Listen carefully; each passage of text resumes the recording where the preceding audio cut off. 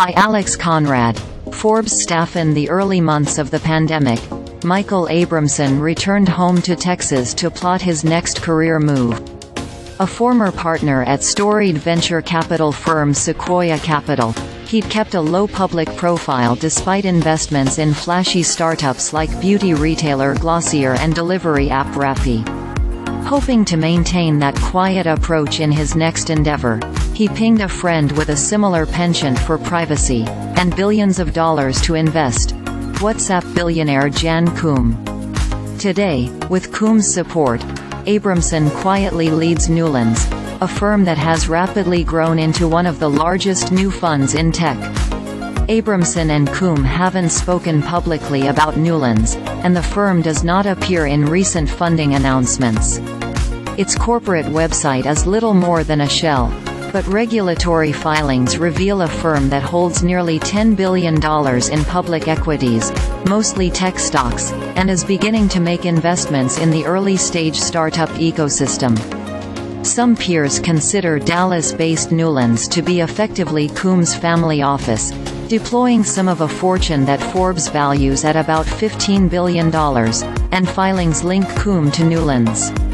But Newlands also doesn't look like a typical family office, experts who reviewed its public filings on behalf of Forbes said.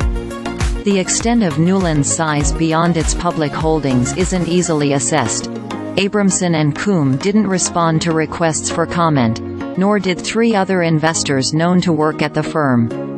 But conversations with a dozen peers and former or current collaborators, all of whom asked to remain anonymous because they weren't authorized to speak or feared retaliation, reveal a fund that has built an eye-popping portfolio of some of tech's buzziest public companies and is meeting and backing a number of other startups to grow it further.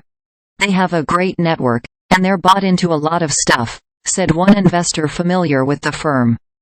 They want to support people in the broader ecosystem, and also preserve and grow their wealth.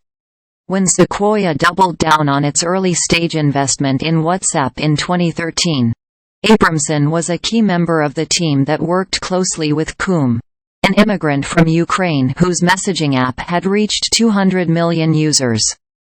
The two connected, in part over a shared aversion to the limelight. In a rare interview for a 2014 Forbes cover story, Koum recounted not sharing his employees' enthusiasm when WhatsApp reached the top 20 apps on Apple's App Store. "Marketing and press kicks up dust," he told them. "It gets in your eye, and then you're not focusing on the product." From his early days at Sequoia, the Texas native Abramson had also become known for a similar disdain for public attention. A Harvard and Stanford Business School graduate, he'd originally joined a public-private crossover fund affiliated with Sequoia, Sequoia Capital Global Equities, then ended up on the growth team of Sequoia Capital, the venture firm.